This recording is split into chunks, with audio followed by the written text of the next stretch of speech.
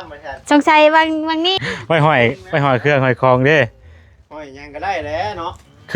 คือเห็นอยู่ในโทรศัพท์อยู่บ่น้องคือบอกคือว่าคืออยู่ในโทรศัพท์อยู่บ่กันว่า ก็ งามกว่าบอกคือได้สิหรอหรือว่างามกว่าอยู่ในโทรศัพท์ ตัวนี้ไม่ได้จับเด็ก ในโทรศัพท์อยู่เนาะไปขึ้นเบิ่งเทิงว่ะขึ้นเบิ่งเนาะขึ้นบ่ขึ้นเบิ่งขึ้นโน่นแหละสิเป็นยังเนาะขึ้นแล้วเฮ้ยเบิ่งสำรวจเบิ่งดูไปสำรวจเบิ่งเอาเพิ่นย่างเพิ่นยังนั่นอยู่บ่มันคัดอยู่สบายดีแม่เฒ่าแก้วสบายดีเด้อสบายดีพี่น้องเอ้ยฮะแต่บ่ได้ก็ต้องลองนะจะว่าใส่แล้วจ้ะเอ้ยขึ้น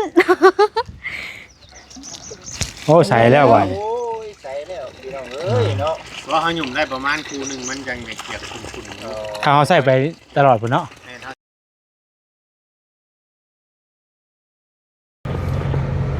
เอาพี่น้องไอ้ตอนนี้ก็เข้ามาฮอดทางเข้าบ้านไปแล้วเนาะเบิ่งก่อนพี่น้องเอ้ยจะว่าน้ำเศร้าขุ่นได้ประจักษ์บ่แซนย่านอยู่นั่นก็ยังบ่ได้ก็ยังถ้าเบิ่งความรู้สึกแรกของน้องแต่พี่น้องเอ้ยฮอดเฮือนเนาะเป็นจังได๋นี่แหละดีใจแล้วสวัสดีเด้อน้องแต่เด้อสวัสดีใจแล้วคุณได้พี่น้องเอ้ยฮอดได้เนาะคือควงไปทางใดก็บ่ต้องมีคนเอาเสียมีคนอยู่บ่กินข้าวจ้ะไปกันกินข้าวเบิ่งเด้อพี่น้องเอ้ยไปบ่อุกตะหมองนี่นะข่อยมองเดียวรถบ่เสร็จที่ชอบไปขี่ผ่านเนาะบ่ผ่านเนาะคักเลยเฮ็ดโดนบ่จิตมันน้อยตัวเด้มีบ่ว่าจะดิไปอยู่ฮะมีดจ่อจ้ะได้อยู่หัวมันกายแล้วหัวมันจะเดินมีอะไรยังมาวิทอยู่ว่าเฮาอยู่พี่มันคือบ่วิทเนาะพอดีกับรถเลยนี่ก็ได้พอดีกับรถเลยไปรถดิพี่น้องเอ้ยเนาะเป็นจังได๋เลยบาดนี้เข้าบ่บ่จิตเข้าเลยบ่เสียนี่เข้าห่มเลยบ่กำลังเฮือนเลยตารางรถจอดฮอดตารางเพื่อนเด้พี่น้องมาฮอดแล้วเนาะฮอดบ้านฮอดช่องแล้วบ่ได้บ่ชุกเทื่อเนาะเพื่อนน่ะมันน่ะเดินเติมนี่บ่ได้มีไผซะเนาะนี่เข้าโอ้มีโฮมจอดรถแล้วจะบาดนี่จังน้อยก็สิบ่เป็นโฮมเลยบาดนี่สิเป็นในเฮือนนี่คือว่าเพิ่นสิห้องอยู่นี่บ่แม่นเฮ้ยถอยก่อนนิดนึงมันลงมาหลายเว้ยตื่นเต้นเลยเนาะขนาดมาเห็นชั่วโมงยังตื่นเต้นน้ำลงเตะไปหมดเลยไปลองเลยเนาะจะได้มาบ่เห็นไปไปจะได้น้องเตะเพื่อนงามนั่นเก็บตัวบุตรได้แล้วจะได้รูปหรอเห็นในโทรศัพท์หรอตัวเห็นอะไรเนาะมาตัวจริงเนี่ยบัดเนาะโอ้ตัวจริงงามกว่าโทรทัศน์นั่นโทรทัศน์ป่ะป่ะงามกว่าในรูปป่ะหรือว่าในรูปงามกว่าในตัวจริงในรูปกูงามกว่าตัวจริงป่ะเอาไว้ไหนวะเราอยากว่าเตียงนั่นแหละในรูปตัวจริงรอกูได้ในโทรศัพท์รอกูตัวจริงในโทรศัพท์รอกูตัวจริงอันนั้นนี่ไม่เนี่ยไม่น้อยมื้อนั้นได้มื้อนั้นเฮียได้มื้อน่ะเฮียอยู่ไสตกอยู่บ้านนั้นสร้างเฮ็ดจังเห็นบัดนี้กลับไปหาเกือบรถเหยียบเอามาฮอดงามสบายดีเด้อบัดทุกคนเด้อสบายดีบ่เวียงสบายดีเป็นอะไรน้องเต้งามบ่งามเหมือนกันสงสัยบางนี่บ่แอนบ่ว่าเอาไว้หอยติบเขาไว้หอยเครื่องหอยคองเด้หอยยังก็ได้แล้วเนาะคือเห็นอยู่ในโทรศัพท์อยู่บ่น้องคือบ่คือว่าคืออยู่ในโทรศัพท์อยู่บ่กันว่าก็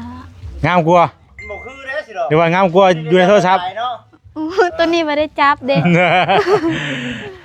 ตัวสามอยู่เนาะ ไปขึ้นไปเบิ่งเทิงว่ะ ขึ้นเบิ่งเนาะขึ้นบ่ ขึ้นเบิ่ง ขึ้นโน่นแหละสิเป็นหยังเนาะขึ้นแล้วเฮ้ย เบิ่งขึ้นเบิ่งสำรวจเบิ่งดูสำรวจเบิ่งดู ไป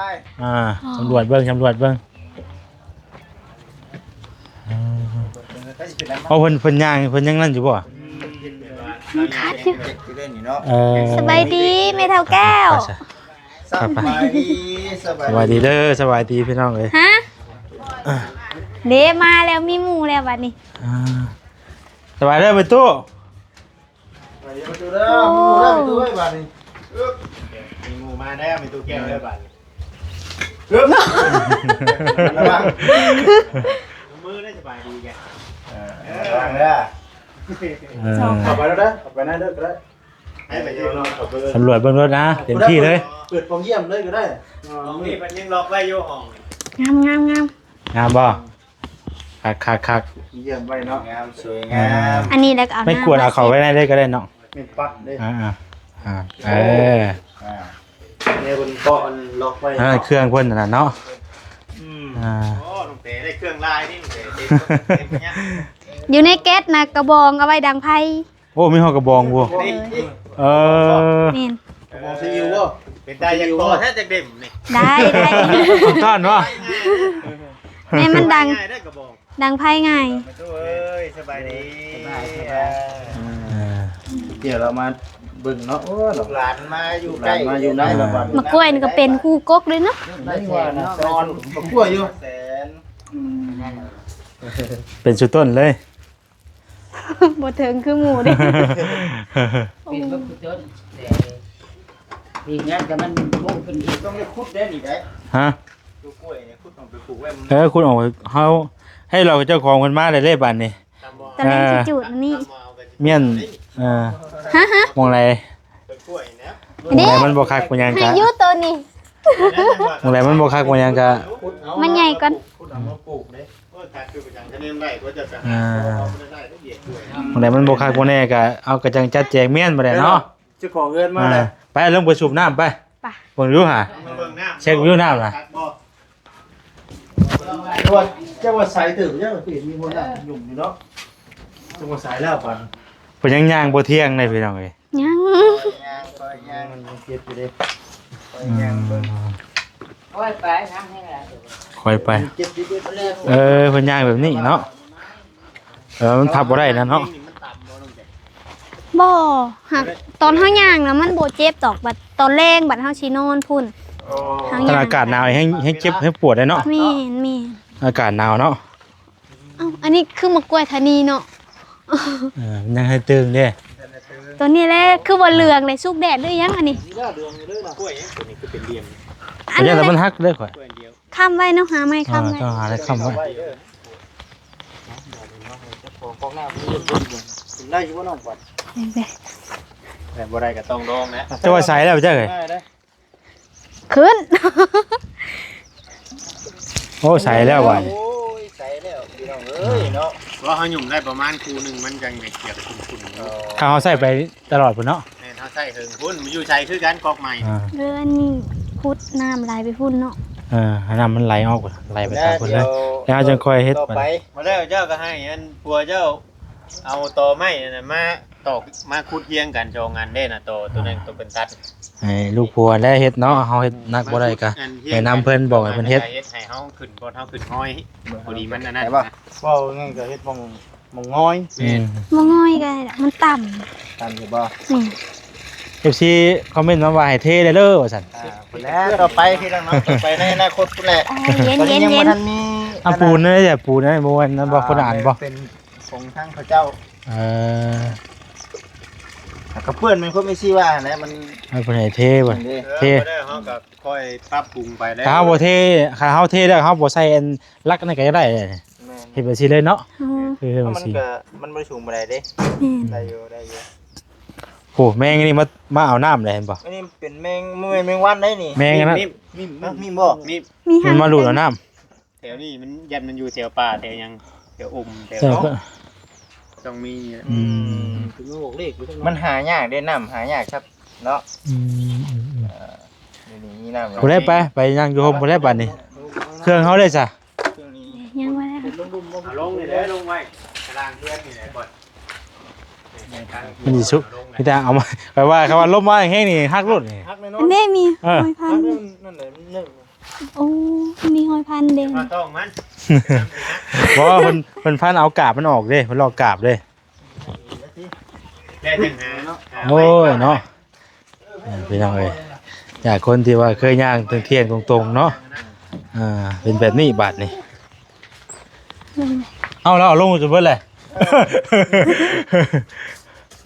ลงแล้วลงจนเบิดแล้วไปได้น้องงามอยู่บ่งามเลย งาม หักแล้วเนาะเอ้าเครื่องนี่เพิ่นโอ้เพิ่นเอาเพิ่นไปมี เสียงง่ายไปไว้หมู่นั่น โอ้มาอีกวันนี้เป็นจะเติดเนาะ ตัวแรงนี่แหละมันอยากส่งเข้ามา เพิ่นมาอันง่ายเฮิงบ่ได้ เช้านี้บ่ในมื้อเช้านี่เนาะ ตะแล เพิ่น ง ว่าคนไม่ไปเช้านี่เนาะ ตะแลงนอนนี่เนาะ ฮะ เมื่อไรจังขึ้นเฮือนใหญ่ได้ขึ้นเลยจังขึ้นไปนอนบัดเดียว เขานอนอยู่เตียง เตียงนี่แหละ เอาบ่เอาชื่อ ฮอนมื้อ เอาเต้นเนาะ มื้อนี้วันที่ช้าๆ เอาเต้นเอาหยังก็มา พวกบ่น้องเก๋จะบ่ ก็เพิ่นเว้า2มื้อเด้บ่โซกก็เช้าเก้า ก็เอาเช้า6ที่แรกก่อนมันยังมันใกล้เนาะ แม่นเอามือใกล้นั่นแหละ ไปเช้าเก้ามัน เพราะว่าเฮามาเด้เฮามาเฮาก็เอามือเลือกมือใกล้นั่นแหละมันจังเฮาได้นอนขึ้นไว้ในเนาะแนวว่ามี2มื้อให้เลือกว่าเนาะ อืม สะโพกกับ ใกล้เนาะ สะโพกกับเช้าหยังก็ เช้าเก้าแน่นอนอยู่เตียงนี่แหละเนาะแล้วบาดนี้ นั่งอยู่เตียงนี่มันนั่นเนาะ เงียบดีเนาะ เพื่อนเนาะเพื่อน เทเรียบร้อยไปเลย ยามพายามฝนมันก็บ่เปื้อนนะมันก็บ่เปื้อน บ่ได้มาเขาไว้เนาะ แรงจังมา บ่ทะเบียนบัญชีซื้อเข้ามาก่อน หิวแล้วพอดีหิวแล้ว อยู่แล้วอยู่แล้ว เครื่องของใช้ก็คือว่าแล้วเรามันเอามานำจะบ่น้องดูว่านี่เป็น อันนี้เป็น หมู่หนึ่งหมู่แกงได้จ้ะ อ๋อ ครับ บ่ เป็น บ่เป็นบ่ นี่เข่าเลย เข้ากับมะพร้าว2หน่วย บ่ได้ยินอันบ่เห็นว่าคือว่าเล่าสิเป็นชื่อพวกเขาเจาะขาชานพวกนั้นเข้ามาอยู่เหมือนคนเลงเราบ่ แล้วก็จะเอาเครื่องเข้ามานี่มาเลยเนาะ เห็นบ่นะ พวกกันเครื่อง เรา คือ เมื่อเอาไปจากได้ตัวนี้ก็เอาหมูเนาะอุปกรณ์เนาะ แสดงว่าเพิ่นเมียนผมจะมาน่ะบ่นี่บ่เพียง ผมมาบ่ได้ทันนะ บ่ แจ้งอยู่ว่า โอ้ แจ้งอยู่บ่เพิ่นแล้วเพิ่นแล้วบ่ได้ มาเลยเป็นเติร์ดเลยเนาะ แจ้งอยู่เนาะเฮ้ยมาเช็ดทำงานกันป่ะ บ่เป็นหยังตาสบาย สบายเนาะ ห้องน้ำเฮ็ดวางได้จ้ะมีบ่ ห้องน้ำทั้งไงว่าสิขุดนี่ขุดเจเลยว่าซั่นขุดดิเจ ขุด เดิน คุ้งหัวเลยบ่ คุ้งแล้วคุ้งให้มันสุดน่ะบ่ให้มันน่ะกินพื้นที่เป่าหั่นนะเพราะว่าถ้าว่าเฮาย่ำมาพี่ก็ทางพุ่นมันก็เฮ็ดหยังบ่ได้คือเก่าหั่นนะก็เป็นเสียซื่อเนาะถ้าต้องขุดให้มัน คุ้งหูนั่นคุณเลย สร้างได้ อ๋อ แล้ว ดี บ่ เนาะ เฮ็ มั ด นก็จะคาละหัว กับทางสังแก้วน้องสระทางเมืองคันว่าเพิ่นแล้วเวียกแล้วธุระก็เฮาก็ให้เพิ่นมาดำเนินการพี่น้องเนาะแล้วก็คือว่านี่แหละมานี่มาเบิ่งเพิ่นเบิ่งชานนี่ก็โอ้สวยงามเนาะมาฮอดมาถึงแล้วพี่น้องเนาะอันนี้ก็คือว่าเนี่ย ก่อนน่ะเห็นจะได้คลิปที่เนาะไม่เห็นตัวจริงแล้วบัดนี้ นี่แหละเนาะพอได้อยู่ได้เช้าต่อไปเพิ่นก็ยังสิยังก็เฮ็ดห้องให้ยังให้อีกเนาะอยู่รุมพี่เนาะแล้วครัวยังกว้างไอ้กว้างแม่นปลายบ่ ตัวนี้มันสิกว้างกว่างั้นตัวนี้ แม่นหมอนตัวก็หาเม็ดพุ่นเนาะหาเม็ดปลายพุ่น6เม็ดฮอดฟุตเลยบ่นทางรวมทางนั้นน่ะ ต้นจังสิ 6เม็ดเลย คือว่ากว้างเนาะดูตารางนี่ก็สบายคือกันออกมามันจังบ่อันนั้นเครื่องเคียงเครื่องขาเอาขึ้นลงเนาะแม่นเลยโอเคอยู่ได้พี่น้องเอ้ย 2ห้อง 2 กระทาสีครับผมก็เดี๋ยวมากเนาะเดือดมากเนาะ อันนี้ทางเขา เขาเบาเอ็นก็บอกว่าเขามาเมื่อช่วงจีกายไปหันให้เราคือบ่เห็นเนาะ เพิ่นว่าสิไปกินข้าวเพิ่นเสร็จมาบอกน้อง บอก ไปกินข้าวก่อน ไปเห็นไปจังเนาะ จักดี ไปกินข้าวทั้งนั้นบ่โอ้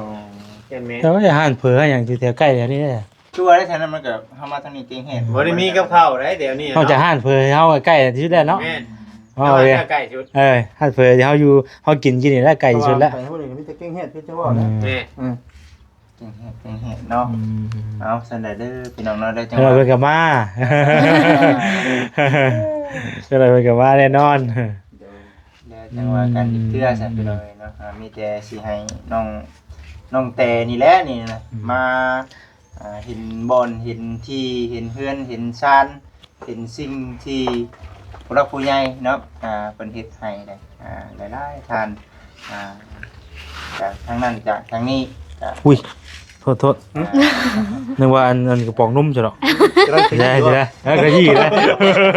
คือว่าหมูเหยียดตีนกา หมดอะไรเนาะบ่คิดดำนี้ แม่ไปย่างเมื่อเด้ เห็นว่าเนาะ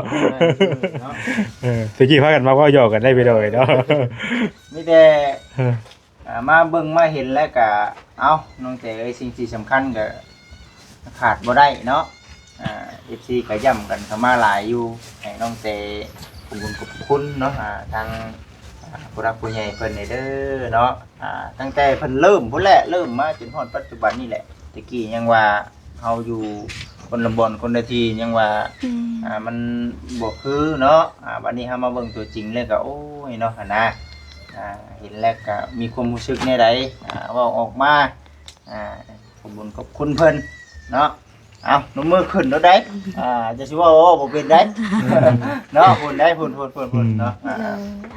ขอบคุณเด้อแม่ที่ว่าเฮ็ดเฮือนเฮ็ดซ่านให้ลูกความเจ็บบ่ให้ได้ความไข้บ่ให้มี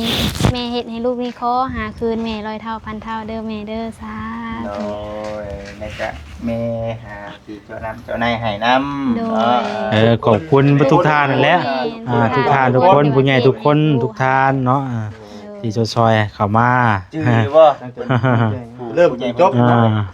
ชื่อเพิ่นน่ะจูดี้เนาะจูดี้เพิ่นก็ช่วยเข้ามาอยู่ก็เฮาก็ว่าไปพี่น้อง ขอบคุณทุกท่านในทั้งทีมงานทั้งผู้ใหญ่นั่นแหละ ผู้ใหญ่ให้ชื่อเพิ่นน้องเส ชื่อเพิ่นเด้อ เพิ่นจะช่วยเฮามา ได้ คือไอ้จูดี้เจ้าแห่งชื่อได้เพิ่นช่วยมาเอง6ปีเด้ ก็ ช่วยครอบครัวอย่าง บ่ฮู้เนาะเพราะว่าน้องกำลังฮู้ ไม่ว่าสิมื้อนี้เมื่อวานเนาะ โอ้จังไดก็เฮาฮู้ได้บาดนี่เฮาฮู้แล้วก็นับจื้อใส่จิตใส่ใจไว้เนาะ โดย บ่ทุกท่านนั่นแหละเนาะเพราะว่า FC เพิ่นย้ำเข้ามาหลายแล้วเฮาบ่อยากให้FC เพิ่นบอกหลายเทื่อเนาะเฮาเพราะฉะนั้นเฮาก็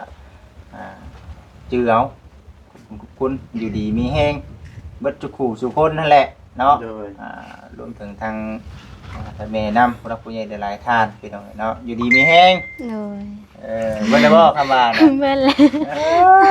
มือใหม่ก็มือนี้จะเป็นน่ะได้แบบ เป็นอะไรบ้างเนี่ย ตื่นเต้นเลย อยู่นี่ ตื่มา เว้ยเนาะ ดีใจว่าไงกัน ตัดนะเนาะนี่อะไรก็ได้พี่น้ กะ องเนาะ บ่คิดว่าสิได้มาฮอดมื้อนี้หั่นนะ บอกกันไปเนาะในใดที่มัน ทิ้งยังหัว ชมมันงามในใดที่มันดีแล้วเนาะในใดมันดีๆครับก็ว่า แม่นนั่นนี่เนาะทิ้งเนาะ ในใดที่มันดีแล้วเนาะว่า ขึ้นเอาคนเด้เนาะขึ้นเอาอันนี้แหละคือสิ่งที่14เพิ่นอยากได้ยินเนาะอยากเบิ่งอยากฟังแล้วบ่ว่าน้องเพิ่นสิว่าแนวใดว่าซั่นน่ะนะเป็นสิ่ พั ง ฒ ที่ นาตัวเองว่าง่ายๆจะมากลับมารอบนี้ให้พัฒนาตัวเองเป็นเอฟซีหลายๆคนเพิ่นก็รอเบิ่งอยู่ คำบอกคำว่าก็ บอกคำว่าหรือว่า เอา อันนี้ การ เนาะ เปลี่ยนแปลงอะเนาะ คือเอาเองเฮาแหละเนาะว่าบ่ให้ถึงว่าเฮาต้องได้บอกทุกเทื่อว่าซั่นซะให้เฮาคือเห็นแล้วเฮาเว้าออกมาเลยว่าซั่นซะคิดเห็นบุญคุณเพิ่นนั่นแหละเนาะผู้ประเทศเพิ่นสร้างให้เฮาแหละ ดีใจนำเนาะดี จักมุ่งแล้ววันนี้โจน้ำวัน ประมาณ6เนาะ เอ้าน้องเบิ่งคลิปน่ะพอดี4คลิปใดก็บ่มีคลิปแล้ว อยู่เนาะ เอาบัดใดก็แข่งเนาะ เสียมเพิ่นตัวจริงฮักเนาะ เสียบฮักได้ ฮักเนาะ ฮักอันหนึงบุญเสียมก็ได้มันแข่งเด้ แต่ละโบนี่ถ้าก็เห็นแต่ละโบนี่บ่ได้เอางานบ่อยู่ เกือบสิมัวฮอดอันน่ะ7-8 โมงคือของทั้งเบาซาดีอันมันเบาเวียงเนาะเบา โจ๊ก เวียง ของน้องใช่ล่ะปีกายนี่ปีพระโจ้หัน3 ทุ่มข่อยจนจากในเมืองหอดเดือน3 ทุ่ม4 ทุ่มมันจนค่ำเด้ใต้ไฟโจ๊กมันตอนคืนเพื่อเป่าเพื่อหยัง นั่นแหละ บ่ได้นอนกลางมุ้งอยู่นี่นะบ่ได้เนาะ ก็ แต่ว่ามี ไป มีเต็นท์มีอันนึงเนาะมีเต็นท์สิฮักเนาะฮ้อนมันนึงบ่เนาะเต็นท์ อันนี้ก็ขึ้นอยู่กับทางน้องๆและบ้านนี่เนาะไปจักดีเนี่ยพ่อเนาะ เปลี่ยนไปนี่เนาะ หรือว่าอยากนอนเผาเฮือนใหม่ก็สุดแต่ว่าเนาะเฮาก็บ่ได้ว่า โอ้ยได้อีดอกสิเป็นมาจังมานอนอยู่นี่ก็นั่นนี่ นอนกระด้างบ่ ใช่กว่าจุมเจ้านอนอยู่ป่าอ้อยตะกี้อยู่ดอก มันก็เย็นเลยเนาะ ก็อ้อยนุ่มชันนะ อ๋อ ก็บ่ได้ต่างกันหยังดอกอันนั้นกับอยู่นี่แฮงอุ่นกว่า โอ้ เนาะ ยเนาะนี่ออก อ้าวอยู่บ้านอ้อยนุ่มชันตั้งแต่เฮือนยังบ่ได้ ตู้แล้วก็อยู่นี่ตู้แล้วก็อยู่ เห็ นี่ นบ่มีเฮือนคนแล้วอ่ะน่ะ เขาเอ้ยเงียงกันแมนยูแล้วออกนอนกับมันไกลกันเนาะ มันก็ไกลกัน อันนี้เพื่อนคนติดๆกันแบบนี้ แม่นอยู่